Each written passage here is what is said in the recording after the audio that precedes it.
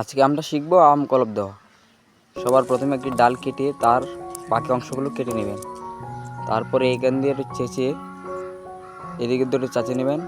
চেঁচে নেওয়ার পর মাঝখান দিয়ে কেটে এভাবে কেটে নেবেন। কেটে নেওয়ার পর এই যে অংশটা দেখতে পাচ্ছেন, তাই এখানে জোড়া দিয়ে দেবেন।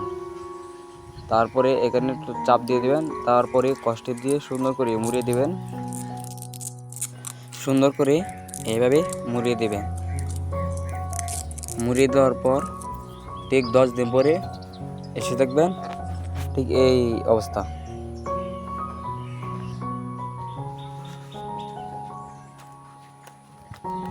তারপরে রেখে দেওয়ার পর এই যে 15 দিনের ভিতরে অনেকটাই বড় হয়ে গেছে